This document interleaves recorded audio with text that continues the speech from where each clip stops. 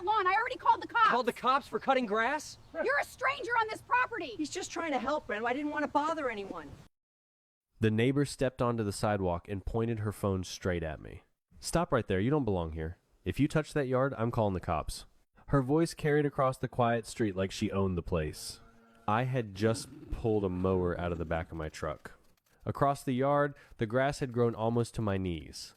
The house behind it looked like it had been holding its breath for months.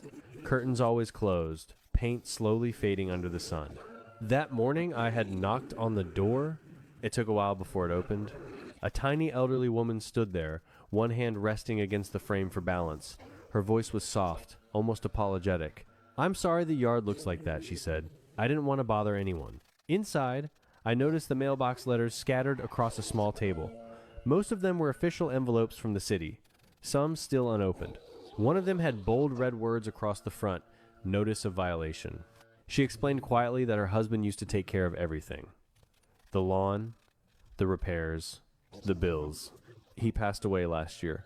Now the mower in the shed was too heavy for her to push, and the city had warned her that if the yard wasn't cleaned up soon, they could fine her or even place a lien on the house. She had lived there for 40 years, so I told her I'd take care of it. That's when the neighbor started filming. She kept walking back and forth along the sidewalk, narrating loudly to her phone. "This stranger just walked onto private property. I don't know who he is." Every few minutes, she repeated the same threat. "I already called the cops."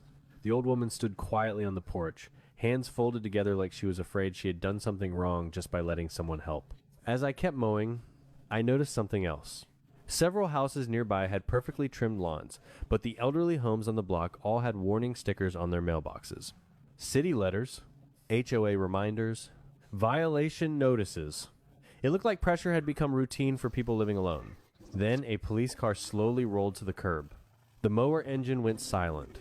The neighbor lifted her phone higher, and the old woman whispered the same words again, barely loud enough to hear. I really didn't want to bother anyone. Sometimes helping someone shouldn't feel like breaking the rules. But lately, it seems like kindness is the thing that gets questioned first. What would you have done in that moment?